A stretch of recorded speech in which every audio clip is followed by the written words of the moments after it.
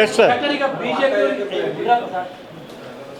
BJP ಕೂಡ ಸಿದ್ದರಾಮಯ್ಯ ರಾಜೀನಾಮೆನ ಮತ್ತೆ ಕೇಳ್ತಾ ಇದ್ದಾರೆ. ಎಫ್ಐಆರ್ ಆಗಿರೋ ಕಾರಣ ರಾಜೀನಾಮೆ ಕೊಡಲೇಬೇಕು.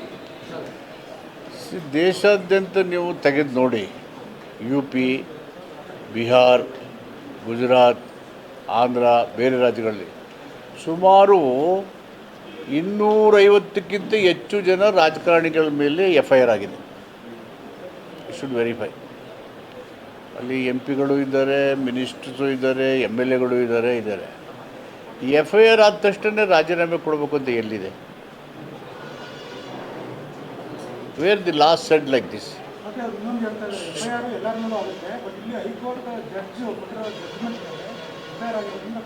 ಸುಪ್ರೀಂ ಕೋರ್ಟು ಒಂದು ಹೇಳಿಕೆ ಕೊಟ್ಟಿದೆ.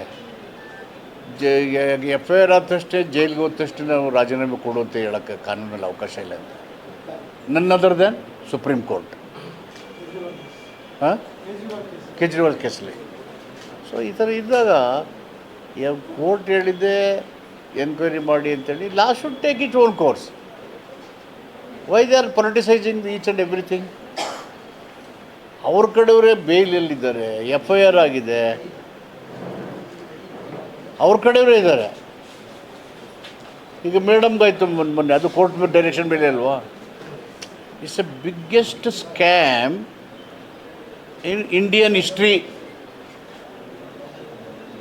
ಎಲೆಕ್ಷನ್ ಬಾಂಡ್ ಕಲೆಕ್ಷನ್ ಇದೆಯಲ್ಲ, ಮೊದಲೆಲ್ಲ ಟ್ರಾನ್ಸ್ಪರೆನ್ಸಿ ಇತ್ತು, ಕೊಡ್ತಾಯಿದ್ರು ಓಪನ್ ಆಗಿ, ಫಂಡ್ರಿಗೆ ಮಾಡ್ತಾಯಿದ್ರು.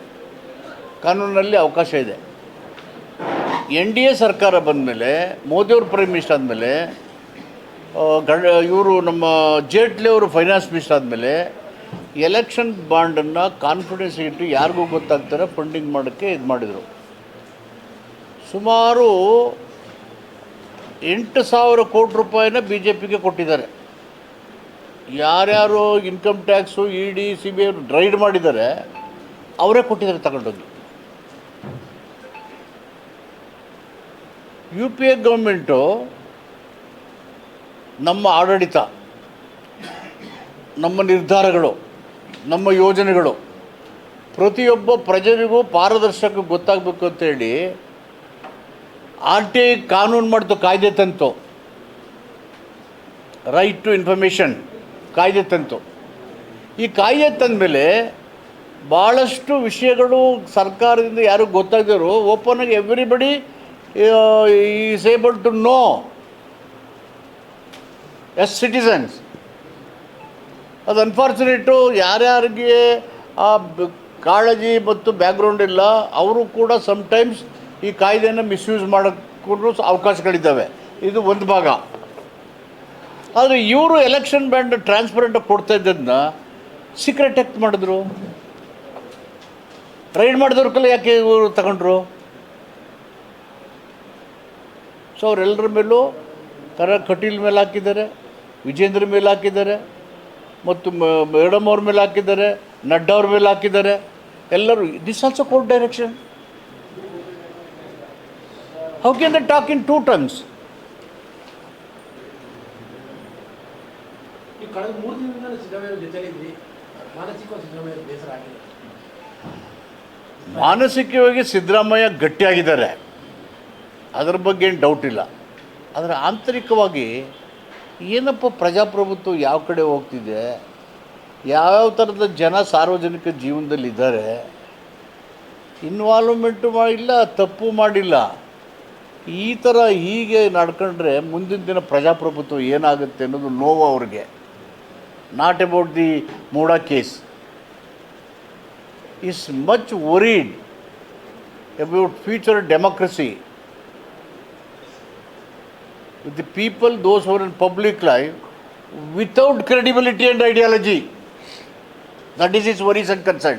ಯಾಕಂದ್ರೆ ಅವರು ವಿಮಾನ ನಿಲ್ದಾಣದಲ್ಲಿ ಡಾಕ್ಟರ್ ಅವ್ರು ಮಾತಾಡ್ತಾರೆ, ಅಂಡರ್ಲೈನ್ ಮಾಡ್ಕೊಳ್ಳಿ, ರಾಜಕೀಯವಾಗಿ ನನಗೆ ಮೊದಲ FIR ಅಂತ. ಈ 40 ವರ್ಷದ ಸುದೀರ್ಘ ಎಲ್ಲೋ ನೋವಿದೆ ಅವ್ರಿಗೆ, ಈ ರೀತಿ ಪರಿಸ್ಥಿತಿ ತಂದು ಆಯ್ತಲ್ಲ ಅಂತೇಳಿ.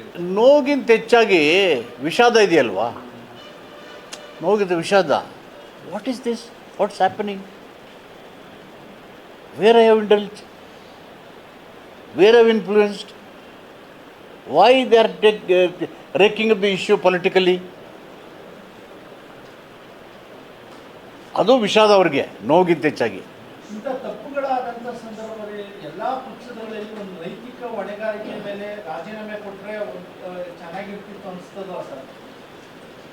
ಚೆನ್ನಾಗಿರೋರು ರಾಜಕೀಯದಲ್ಲಿ ಇಲ್ವೇ ಇಲ್ವಲ್ಲ, ನೈತಿಕತೆ ಇಟ್ಕೊಂಡಿರೋರು ಎಲ್ಲರೂ ನೋಡಿ, ಎಲ್ಲ ಬ್ಯಾಕ್ಗ್ರೌಂಡು ನೋಡ್ಕೊಬೇಡಿ, ನಂದು ಸೇರಿಸಿ. ಒಂದು ಸಿದ್ಧಾಂತ ಇರಬೇಕು, ಒಂದು ಹೋರಾಟ ಇರಬೇಕು, ಜನಪರವಾದಂಥ ನಿಲುವು ಇರಬೇಕು, ನಮ್ಮ ಕಾನ್ಸ್ಟಿಟ್ಯೂಷನು ಡೆಮೋಕ್ರಸಿ ಬಗ್ಗೆ ತಿಳ್ಕೊಂಡಿರಬೇಕು, ಅದ್ರ ಪ್ರಕಾರ ನಡ್ಕೊಂಡಿರಬೇಕು. ಆವಾಗ ಬಂದಾಗ ಈ ಮೌಲ್ಯಗಳೆಲ್ಲ ಮಾತಾಡ್ಬೋದು. ಇದೆಲ್ಲ ಮಾತಾಡಿದ್ದಾರೆ. ಬಿಜೆಪಿಯಲ್ಲೇ ಒಬ್ರು 1,000 ಕೋಟಿ ರೆಡಿ ಇಟ್ಕೊಂಡಿದ್ದಾರೆ ಈ ಸರ್ಕಾರ ಬೀಳಿಸೋದಕ್ಕೆ, ಕಾಂಗ್ರೆಸ್ ಸಿಎಂ ಆಗಲಿಕ್ಕೆ. ಅಲ್ಲಿ ಮುಖ್ಯಮಂತ್ರಿ ಆಗೋಕ್ಕೂ 2,000 ಕೋಟಿ ಕೊಡಬೇಕು ಮೊದಲೇ ಹೇಳಿದರು. ಈಗಲೂ ಅದನ್ನೇ ಹೇಳ್ತದೆ. ಅಂದರೆ B J P house is not in order. B J P house is not in order. ಅವರ ಮನೇನ ಆರ್ಡರ್ಲಿ ಇಟ್ಕೋಬೇಕಲ್ವಾ? ಯತ್ನಾಳವರು ಹೊಸದೇನ ಮೊದಲಿಂದ ಹೇಳ್ತಾನೆ ಇದ್ದಾರೆ. ಈಗ ಸರ್ಕಾರ ಬೀಳಿಸೋದು, ನಿಮ್ಮ ಸರ್ಕಾರ ಬೀಳಿಸೋ ಪ್ರಯತ್ನ ನಡೀತಾ ಇದೆ ಅಂತ. ಇದೊಂದು ವ್ಯವಸ್ಥಿತ ಇದಲ್ವಾ?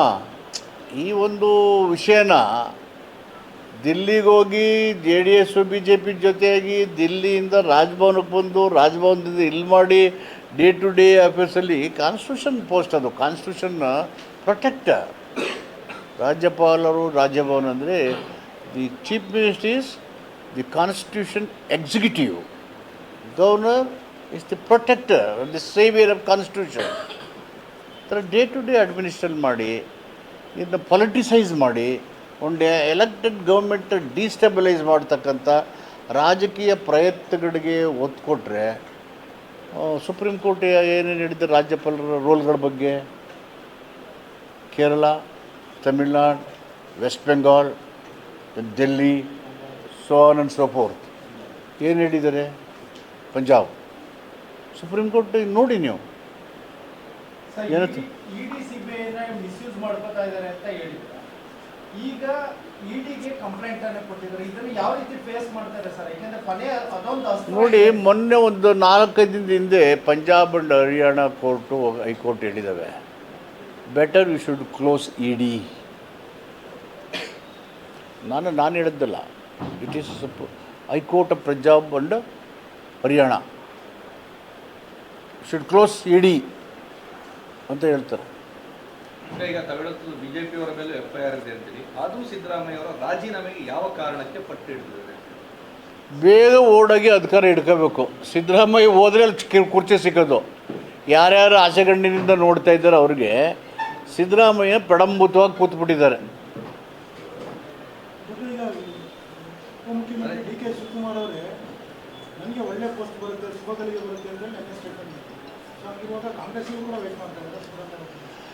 ಕಾಂಗ್ರೆಸ್ಸು ಎಲ್ಲ ಒಗ್ಗಟ್ಟಾಗಿದ್ದೀವಿ. ಕಾಂಗ್ರೆಸ್ಸಲ್ಲಿ ಕಾಂಗ್ರೆಸ್ ಹೈಕಮಾಂಡು ಏನು ತೀರ್ಮಾನ ಮಾಡುತ್ತೆ ಅದಕ್ಕೆ ಎಲ್ಲರೂ ಬದ್ಧರಾಗಿರ್ತಾರೆ. ಅಷ್ಟಕ್ಕೂ ಸಿದ್ದರಾಮಯ್ಯ ಶಾಸಕಾಂಗದ ಪಕ್ಷದಲ್ಲಿ ಶಾಸಕರ ಅಭಿಪ್ರಾಯ ಪಡೆದು ಮೆಜಾರಿಟಿ ಶಾಸಕರ ಅಭಿಪ್ರಾಯಕ್ಕೆ ಹೈಕಮಾಂಡ್ ಮಾನ್ಯತೆ ಕೊಟ್ಟು ಮುಖ್ಯಮಂತ್ರಿ ಆಗಿದ್ದಾರೆ. ಏನೇ ಚಟುವಟಿಕೆಗಳಿಗೆ ಹಾಕಬೇಕಾದ್ರೂ ಹೈಕಮಾಂಡೇ ಅಂತಿಮ. ಸೊ ಈ ಎಲ್ಲ ಪ್ರಕ್ರಿಯೆಗಳು ಕೂಡ ಸಿದ್ದರಾಮಯ್ಯನ ಮುಖ್ಯಮಂತ್ರಿ ಸ್ಥಾನದ ಆಯ್ಕೆ ಡೆಮೊಕ್ರೆಟಿಗೆ ನಡೆದಿರೋದ್ರಿಂದ ಸದ್ಯಕ್ಕೆ ಆ ಜಾಗ ಖಾಲಿ ಇಲ್ಲ. ನಿಮ್ಮ ಪಕ್ಷದವರೇ ಖಾಲಿ ಆಗಿದೆ ಅನ್ನೋ ಮನಸ್ಥಿತಿಯಲ್ಲಿ ಇದ್ದಾರಾ ಅಂತ? ಈಗ ಬಿಜೆಪಿ ಅವ್ರು ಒಂದು ಕಡೆ ಕರೆಕ್ಟ್, ಅವರು ಸಿದ್ದರಾಮಯ್ಯ ಸೀಟ್ ಸಿಗಲ್ಲ. ನನಗೆ ಗೊತ್ತಿದ್ದಾಗೆ ನಮ್ಮ ಪಕ್ಷದವರು ಖಾಲಿ ಆಗುತ್ತೆ ಅಂತ ಯಾರು ಅನ್ನೋದಿಲ್ಲ. AICC ಅಧ್ಯಕ್ಷರೇ ಖರ್ಗೆ ಅವರು ಏನು ಹೇಳಿದ್ದಾರೆ ಅಂದರೆ Siddaramaiah is there or not, Congress will continue, government will continue ಅಂತ ಹೇಳಿದ್ದಾರೆ. See, it's an universal truth. People may come, people may go, but an organization which brought freedom to the nation will remain. ಇಲ್ಲ, ಪ್ರಶ್ನೆ ಯಾಕಂದ್ರೆ ಈ ಪರಿಸ್ಥಿತಿಯಲ್ಲಿ ವ್ಯಕ್ತಿಗಿಂತ ಪಕ್ಷ ಮುಖ್ಯ ಅನ್ನೋ ಒಂದು ಹೇಳಿಕೆ ನಾವು ಖರ್ಗೆ ಅವರು ಎಲ್ಲ ಪರಿಸ್ಥಿತಿಯಲ್ಲೂ ವ್ಯಕ್ತಿಗಿಂತ ಪಕ್ಷ ಮುಖ್ಯ, ಪಕ್ಷಕ್ಕಿಂತ ದೇಶ ಮುಖ್ಯ, ಎಲ್ಲ ಪರಿಸ್ಥಿತಿನಲ್ಲೂ. So thank you very much.